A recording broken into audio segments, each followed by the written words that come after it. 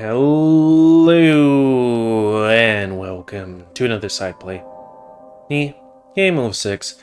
This one, before you depart, a game we quick looked, and it seems short, so I was like, hey, how short is this? Oh, 90-ish minutes? Okay, might as well finish this. So, the synopsis of the game, at least so far, was that we died of leukemia at a young age, and then this guy here was like, hey, I'm here to ferry your soul over to the other side. I'm also very curious about, humans and stuff. So before I, carry off, tell me about joy and all that in life. At which point, we talked a bit, went back in time to probably one of his finest moments when he was on a college play or school play, and, met a girl. Well, they knew each other. Granted, main character's gay, but, it's life stuff. Main character wanted to be a great actor, but then I think his parents were like, no, you need to do other stuff. And, yeah, life happens. And this guy's like, yeah, trying to feel the joy and stuff like that, but also going, hey, I'm the guy that's gonna carry your soul over to the other side. Hope you don't die too soon, Yeah, I like this game, but I also don't like the emotions it facilitates, because it's like, hey, you died, and let's look back on your life. Because I don't know if there's things after this life, but, it does makes me feel uncomfortable being like, let's think back in my life.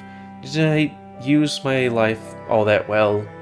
Or did I just spend a lot of it playing video games and feeling myself up? It do be like that sometimes. I don't know. Hopefully I'm spending my life okay. Anyways, Memento stood back up. Why'd you do that? Because you did it. You did a hug, and so did I. Yeah, but it wouldn't have affected her. Still, it isn't even her. It's just a memory. Yeah. So why? Memento tipped his head and pondered for a moment. Like you said, just because. She just put on such a stunning performance, and now here she is, crying backstage. I also wish to understand this. This? Yes, pain, I believe you call it. Not pain of the body, pain of the heart, the soul. There are almost always tears when I reap someone. They're so deeply sad. But then I meet someone who are glad for it all to be over. Pain in life, now gone forever. Things they never have to deal with anymore. This pain is what I'm speaking of. You want to learn about sorrow? I mean, you're the Reaper. You should know all about that. I'm talking about living sorrow, the sorrow of life. I am death. I feel everyone with at least a bit of sorrow. So, what is your sorrow? You should know that already, how I died.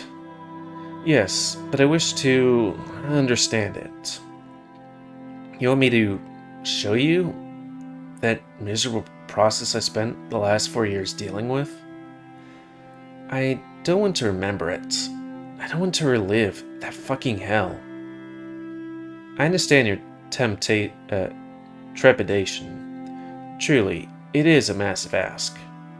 But please, just let me see. You don't have to watch it yourself. The wolf clasped his paws together, begging. Do I want to see it again? Do I want it all to be over? Do I want to see her again? Closure. That's all I wanted here. Maybe it'll reveal something. Maybe it'll show something different. Fine, just don't expect me to be too enthused. Mental's tail wagged heavily, sending petals flittering left and right. That face there is just... I know it's supposed to be like cute, but it's also absolutely terrifying. My deepest thanks, sir. That just snapped his digits. Again, the world swirled into a vortex. Going back. Wonder if I made the right choice here. One day, I noticed lumps that dotted the back of my neck. Throughout, though none of them thought nothing of it then, cysts perhaps, they go away eventually. They never did. I called my doctor, and I was assigned a hematologist. The waiting. God, the endless waiting. It was nothing. It'd be fine. The results returned.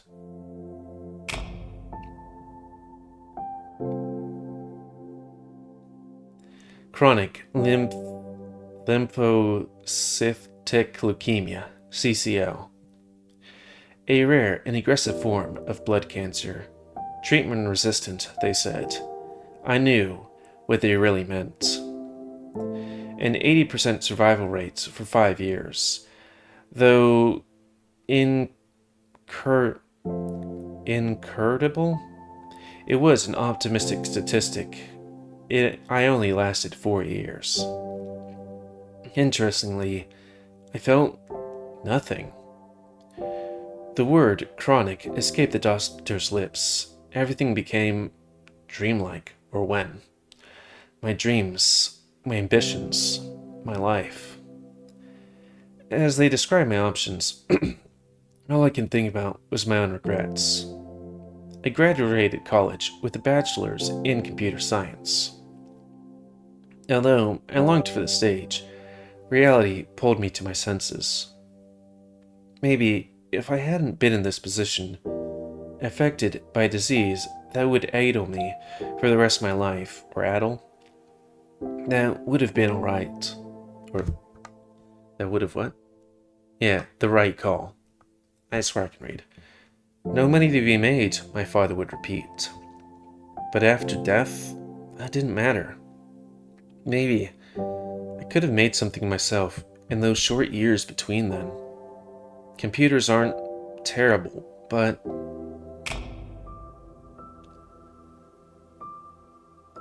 that first year,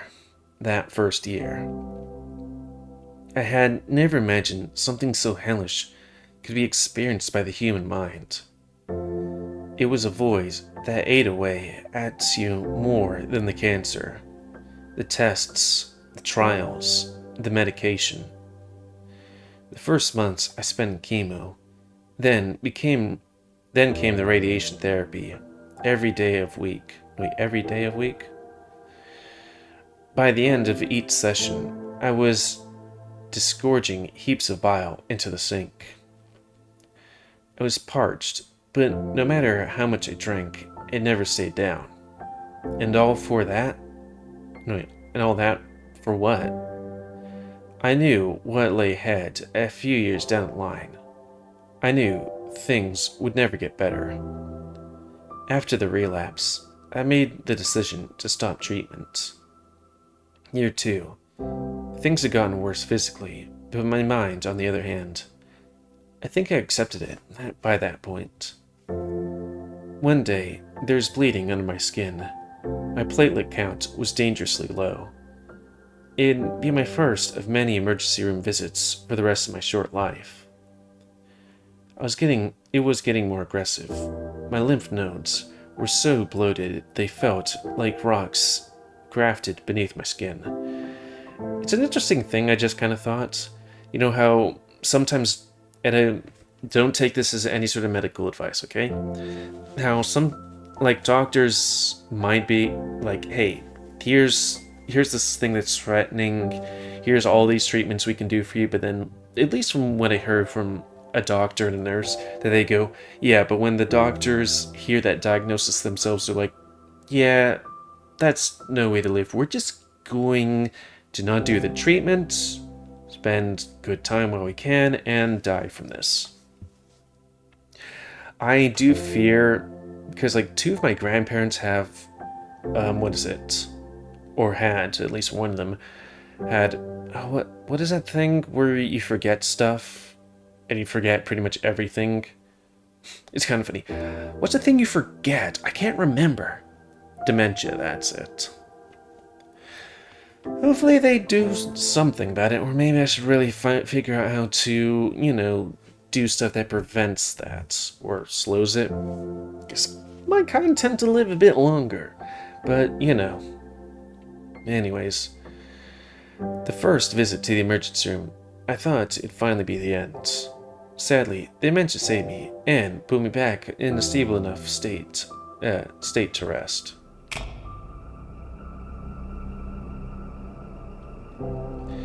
Days spent in the hospital room were long and arduous. I would often think back then about my life with my theater buddies and how everything was so close-knit. But after each play, invariably some piece of the group would fade off, away to pursue other interests. Even Stella, who stuck with me since 3rd grade, vanished unexpectedly. But one day, I saw her again. Apparently, she heard about my condition through mutual friends. Unlike me, she was positively radiant, glowing brightly like the star she was. We sat together, reminiscing on days long past. She was doing pretty well for herself. Not on Broadway, but apparently doing some commercials on television. She described all the new people she got to meet, all the people for a bright future laid out before her. She was happy.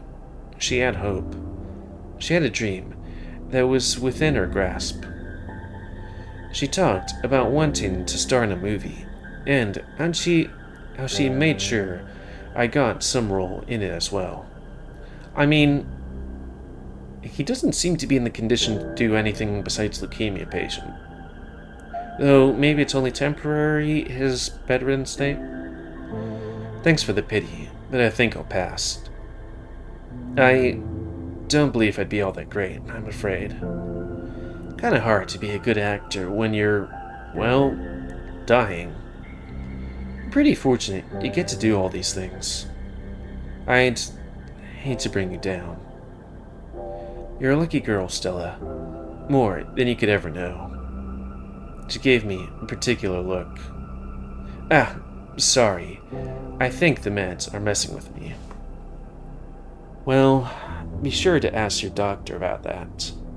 She lingered for an awkward beat before she spoke again. I'm really sorry, but I need to go. I'll be sure to visit you again soon. She hugged me. It was great catching up with you, Maury. I nodded. Yeah. She's a lucky girl. So fucking lucky. Hospice care came by the 3rd year. At this point, I was a dead man walking. Although, amid my deterioration, before the coming expiration date, they sure treated me nicely. Games, free massages, and end-of-life consultation. Not too shabby, I don't think. My new home was a dedicated building off to the side, where I spent my final days. It was all already sorted out by then. Once they kicked the bucket, the funeral services would be on the scene immediately. All my assets would go to my father, what little I had anyways. My fate was written, and all I could do was sit around and wait for the sand to run out. By then, I loathed myself for that damn computer science degree. 4 years of study, and for what? Some soulless programming job I couldn't care less about. A few years of boring but financially stable work. It was tolerable. Couldn't complain if it meant I'd be supporting myself. Even knowing now how it all turned out, the move I made was likely the safest option. Like Dad said, for a person like me, going into the arts would have been financial suicide. What do you mean? Like him. Some kid who enjoyed community theater, aiming for a chance to start him off Broadway? I barely got into a 75% acceptance rate at university. Juilliard clearly wouldn't have given me a passing glance. Yet, at this point, why did it matter? I only had a scant few years of real adult life, and they were all wasted on something I cared nothing for. Perhaps I could have at least withered away with the satisfaction of knowing I tried and failed, as opposed to never having tried at all. Scylla visited once more. It was winter, and the window was glazed with frost. Scylla was adorned with a gaudy sweater, colored a lurid yellow. Something huge had happened. Wait, there was a spark in her eyes, a glint of excitement. Something huge had happened. You seem happy. I got it! I got the part! Oh, did you now? Voice rang out like a tropical bird. My agent managed to shoo my way into a pretty big movie, Maury. Her eyes beamed with joy. I swear she'd burst from excitement. I forced a smile, nodding along, as she explained just how proud she was of herself. So proud. So happy with her future. We did it, Maury. We did it. We? My smile broke. We did it? Stella, I know I'm dying, but come on. You don't need to bullshit me. Your expression froze as she chuckled nervously. Well, I just... Is that what you came here to tell me? About the exciting new life you get to live? I just thought that'd make you happy. Yeah, that makes me feel amazing, alright. I'm sorry, did I? No, you're fine. Everything's fine. You know, except for my numbered days, everything's fine. Maury, I thought it'd help. Help? You thought it'd help? I sat up straight and stared directly into her eyes. I don't need your help, Stella. I don't want it. You have to understand, there's nothing you or anyone can do to make any of this okay. It's pointless. It's bullshit. Why the fuck do you even bother with me? Are you unable to grasp the fact? Maybe I don't want to be reminded of what I could be doing? Maury, that's not... Look at me. I tore my hospital gown away, revealing my deceased skin, blotched black and blue from internal bleeding. The bumps won't get any smaller. My hair bleached white after the treatment. Look at me. Look at me and tell me this is okay. I just want dignity. Just want to go with dignity. I'm prodded day in and day out, babied every day, trapped in this godforsaken hole of misery. Maury, stop. Please. I know what you're going... I'm sorry. I know you're going through so much. I just want to be there for you. I just want to help you. I understand your pain. You understand? How could you possibly understand any of this? You're on your way to glamorous, successful, fulfilling life. And I'm on my way to an early grave. By now, Scylla's eyes were red. A glistening bead of tear rolled down her cheek. I'm sorry. I'm sorry for all this, Maury.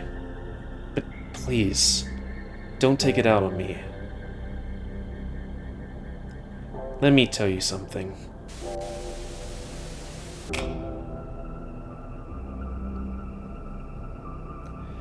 Did I feel satisfied? Maybe a bit. Like some justice had been earned. It was the most pathetic thing you could imagine. I pushed your way. I made sure of that. And then I knew I shoved the last person I cared, even a little, away for good. I was well and truly.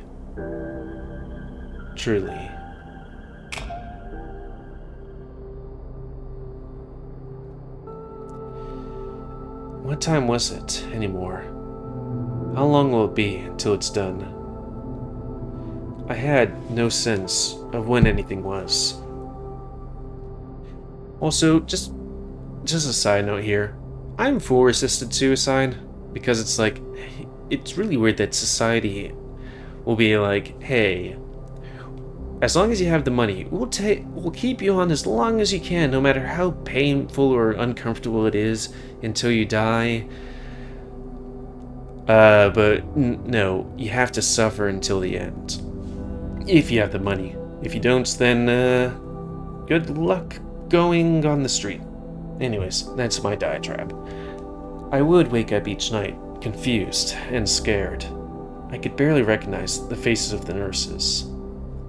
The end had arrived. My body was finally giving in. I had no interest in the games, no interest in the massages. The only thing I wanted to do was simply lay there, staring up at the ceiling with my eyes half closed and mouth slightly agape. The pain had gone unbearable, and I'd spent most of the day addled in agony that the medication only slightly subdued. One night, the night before I died, I dreamt about Mom and Dad again. They were actually together, smiling. It was lovely. Dad had made a smoked brisket sandwich glazed with barbecue sauce.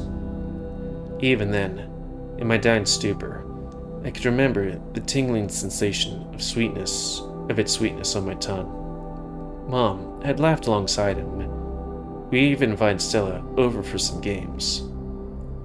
There was no particular passage of time, no real linearity to it all. One moment I was there with them. Then I was middle-aged, and nice and wealthy with several children and a loving husband. My parents were now elderly, so I took them on a nice tour of Europe. The way they looked so happy together as they stared at the Eiffel Tower, it felt real. There was another dream, one where I was an infant, barely coherent with language. I showed my parents a finger painting. They laughed, very proud of their son's incoherent splattering of colors on canvas. It was intended to depict a dog, the one I always wanted. A dog. Yeah. A nice, big dog. I remembered begging for one when I was 5, but my dad strictly forbade it. Too much work, he said. Too much responsibility. I wanted him to be cool, big and strong, but affectionate. Someone who'd protect me and sit by my side during rainy days. Someone I could hug, feel their warmth, and let the woes of life wash away in their embrace. Someone who would never.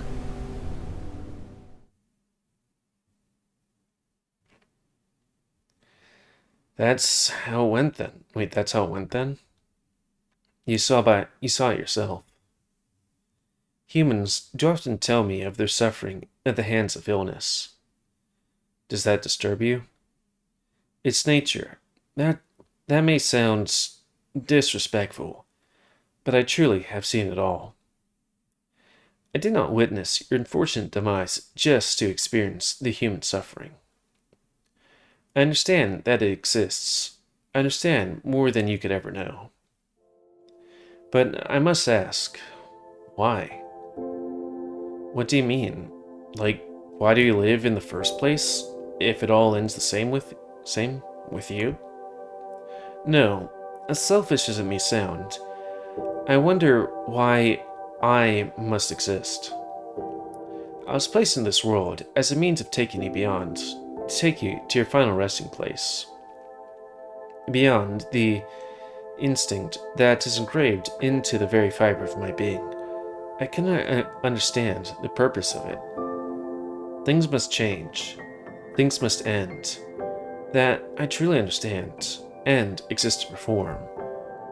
But the suffering, the sheer suffering of knowing I'm around the corner, then why are you so chipper? Chipper? Yes, you're nothing like I would have imagined. I was never sure there was an afterlife, much less a canine psychopomp who would guide me there. Psychopomp? You've seen thousands upon thousands of years of death and decay. You said it yourself. You've taken children, mothers, and families. Those stricken with disease, or taken by freak, twisted fate. You really have seen it all, haven't you? So, why do you care so much, Memento? Why do you care so much about our fleeting lives? Little lives. Oops, sorry. If they really are so transient. I didn't always. Early on, life was simple. I'm talking way early on, back before humans roamed the earth. Then it was easy. Survival of the fittest. Eat or be eaten. Our job was simply to take care of the spiritual remains. As time progressed, as creatures evolved, they gained intelligence. And so did we Reapers. I can remember much of my early days, but this... Wait, I can't remember much of my early days, but this... Memento motioned to himself. It's nothing like I was a million years ago. But that was par for the course with evolution. Things changed, but the constants remained the same. Survival of the fittest. Dispose of the organisms that have met their end. Be it a sea sponge that starved in the primordial muck, or a towering dinosaur suffocating from debris of an asteroid. But when humans began walking the earth, everything changed. The intelligence they gained. They attained heights we could have never predicted. They crafted artwork, culture, a legacy that far exceeded any previous life form. Indeed, the world had begun to revolve around the perception of these new creatures, and so too did the Reapers needed to evolve. As I said before, I can't recall much from the time before the humans. It was old primal, mindless you can say. But soon we grew to reflect them. Their psycho-philosophies, their desires, their bonds.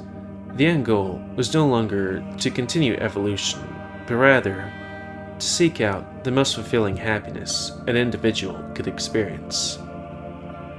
And perhaps, as it grew to reap more humans, heard their stories, their sorrows, their joys, I believe I grew to create my own philosophies as well. I'll never go away, Mori. I am a fundamental existence of life. But Reapers change, and we evolve to fit new life forms. So, what will I be in a few thousand years? So much culture has changed in the past 1,000 years I've spent reaping humans. I've changed so much in these couple millennia. So perhaps, in 1,000,000 years, when humans are long extinct, what will become of this me, this Memento? I'm chipper and kind because I've grown with this sort of human experience. But when that changes... Oh, you big lug. What's so funny? So, this whole song and dance we've been doing, this is just you having an existential crisis? Well, when you put it like that... So...